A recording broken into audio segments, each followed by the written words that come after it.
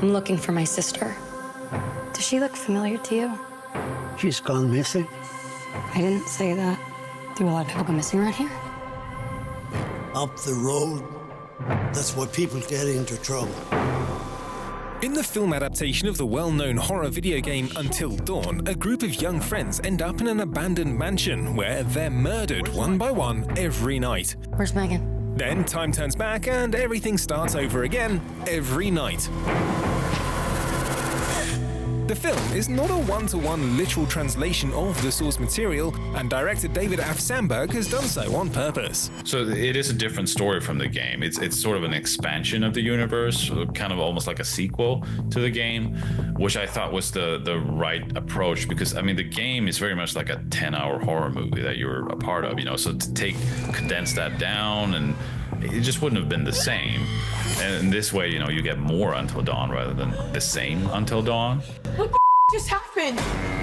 We all got murdered, and now we're here again. So the night is just gonna repeat itself. But I loved what they did with this sort of restarting or sort of time loop thing, because the fun thing about the game is that you can replay it, make different choices, and you get to see like different deaths and different outcomes. And this was a way to do that in movie form.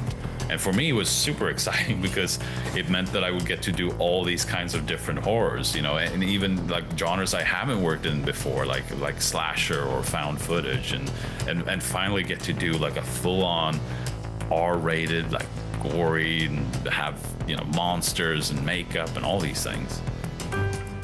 One of the actors, Peter Stormare, originally from Sweden, does come straight from the game though. He had to be in it because he's in the game, you know, so he was the link between the game and the movie. And now finally got the chance to do it. And, you know, as a fellow Swede, you know, I've been a fan since I was very young and saw him in these big Hollywood movies. And it's like, oh, he's Swedish.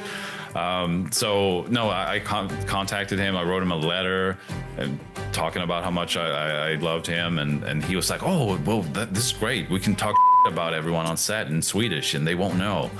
And he cares very much about the character as well, so he wanted to do it right. Video game adaptations have been a big deal lately, and that only makes the filmmaker all the more happier. I think it's great because video games have sort of been looked down upon, especially video game adaptations has you know, been very much looked down upon, and people have been talking about the video game curse. But I think now with, you know, Sonic and Mario and Last of Us and Minecraft and all these things, it feels like it's finally having its moment where it's sort of being respected. And I mean, games are doing great storytelling and cool things, so it's about time, you know. How many more deaths do you have in you? David F. Sandberg did his best to put some references to the original game here and there in the movie at the right moments. Not too many, but certainly not too few, because those so-called Easter eggs are of course quite fun.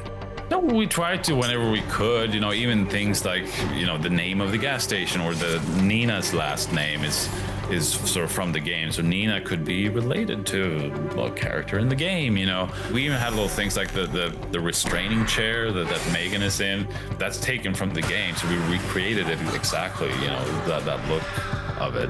So it's fun to have those things, but it was very important that the movie should work as a standalone thing for people who haven't played the game as well.